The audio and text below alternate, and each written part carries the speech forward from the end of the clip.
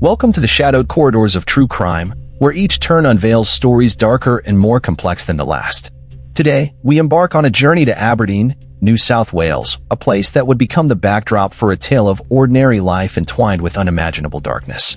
This narrative revolves around Katherine Knight, an individual whose story challenges the boundaries of belief, leading to a historic verdict in the Australian legal system.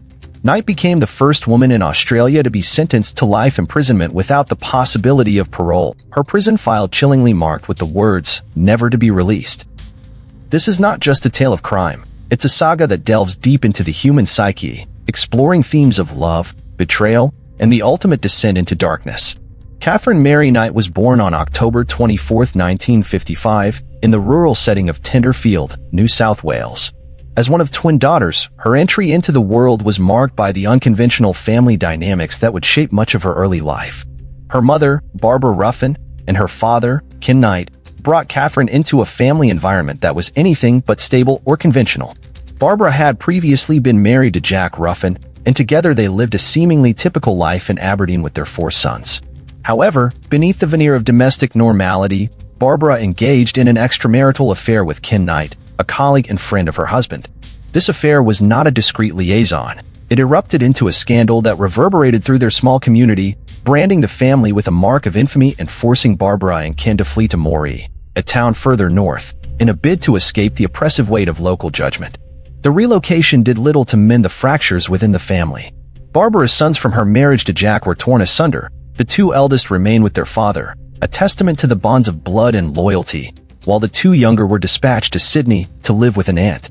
In this new chapter of their lives, Barbara and Ken expanded their brood, welcoming Katherine and her twin sister into a world rife with turmoil.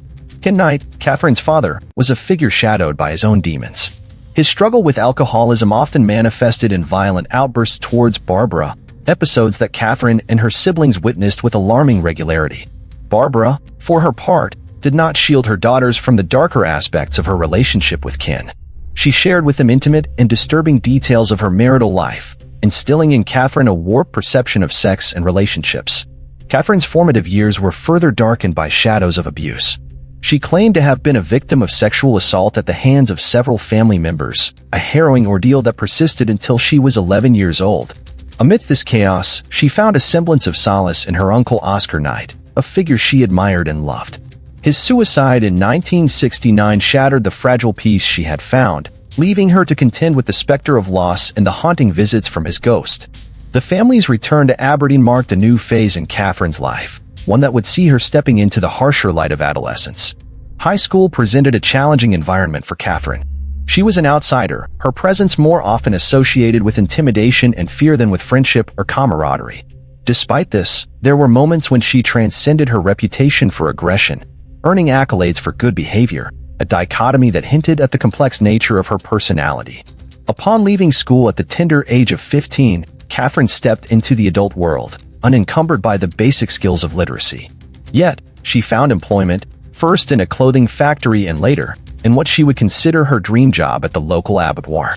It was here, amid the blood and blades, that Katherine's fascination with knives was honed. Her skill with the tools of her trade was not just a matter of professional pride. It was a part of her identity.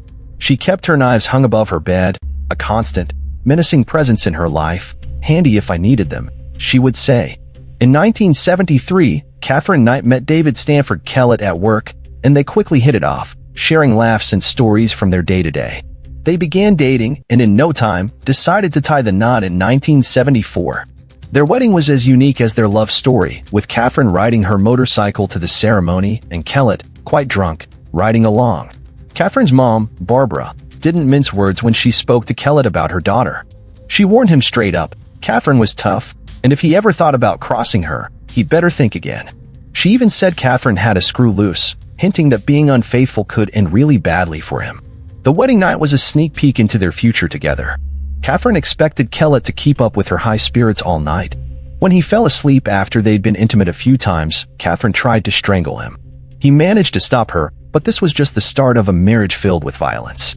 Their life together was anything but calm. Katherine's anger got worse, and she once hit Kellett so hard with a frying pan for coming home late, she cracked his skull.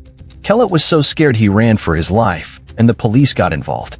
Somehow, Katherine convinced him to not press charges, promising to change.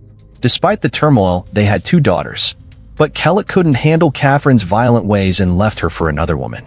Katherine took their breakup really hard, even dangerously placing their baby daughter on a railway track once.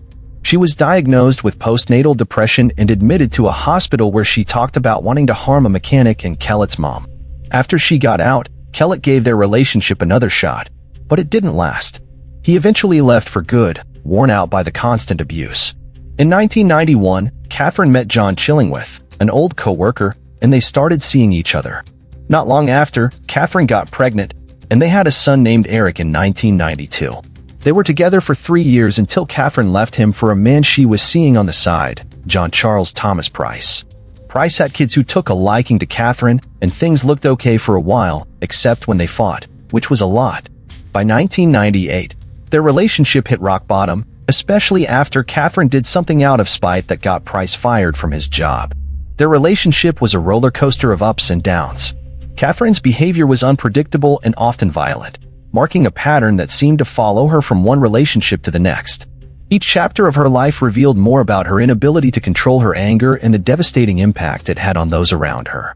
From trying to strangle her new husband on their wedding night to endangering her children and sabotaging Price's career, Katherine's actions were extreme and alarming. These events were not just isolated incidents, but a series of escalating behaviors that painted a troubling picture of Katherine's life. Her relationships were fraught with violence, betrayals, and moments of intense conflict, underscoring a cycle of abuse that she both experienced and perpetrated.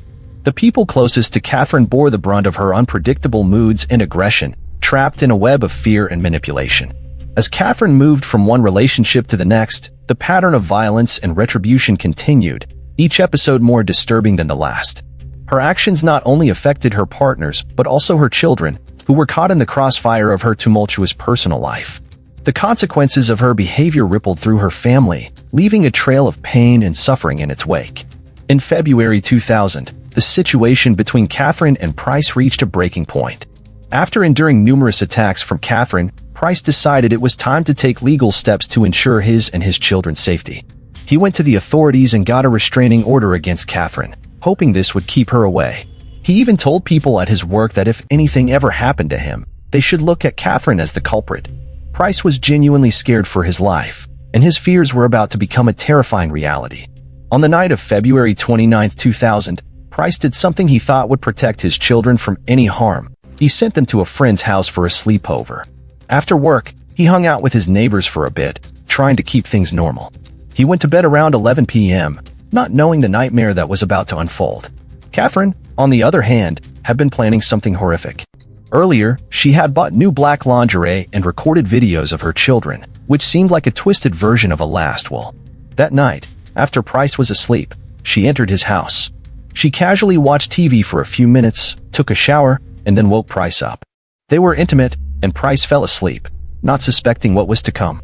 In the darkness of the early morning, Katherine's actions turned unspeakably violent. She grabbed a butcher's knife and attacked Price, stabbing him 37 times. The evidence showed that Price woke up during the attack and tried desperately to escape, making it to the front door.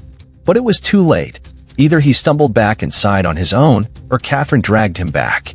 He didn't make it further. He died right there in the hallway of his own home, bleeding out from his wounds. What Katherine did next is beyond comprehension. She skinned Price's body and hung the skin from a meat hook in the living room, a grotesque display of her actions. She didn't stop there. She decapitated him and cooked parts of his body, preparing a meal as if nothing was amiss, complete with baked potato, vegetables, and gravy. She sat at the table, placing name tags for Price's children, a chilling intention to have them eat their own father. Another meal was discarded in the backyard, suggesting Katherine might have tried to eat it but couldn't go through with it. The horror continued with the discovery of Price's head, still warm, boiling in a pot on the stove, indicating that Katherine had been cooking parts of him that very morning. She arranged what was left of his body in a mocking pose, further degrading him even in death. Katherine left behind a note, smeared with blood and bits of flesh, lying on a photo of Price. The note was filled with lies, accusing Price of horrific acts against her daughter and his children, accusations that were completely baseless. The following morning, when Price didn't show up for work, his boss got worried and sent someone to check on him. What they found was a scene out of a nightmare, prompting them to immediately call the police. The authorities arrived to a gruesome sight: Price's skin hanging in the living room, his head simmering on the stove, and cooked parts of his body laid out on plates.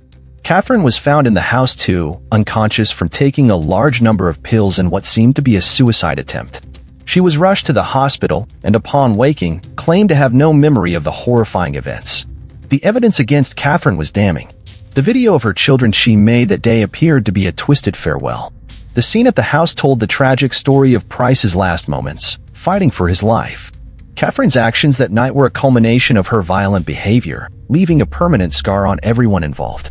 Her deliberate preparation and the grotesque display of Price's body were acts of unimaginable cruelty, marking a dark chapter in the annals of crime. On March 2, 2001, Katherine Knight was officially charged with the murder of John Price. At first, she said she didn't do it, pleading not guilty to the crime. Her trial was supposed to start on July 23, 2001. However, because her lawyer was sick, they had to move the trial to a later date, October 15, 2001. When the trial finally began, the judge warned everyone that the evidence they were about to see was very shocking.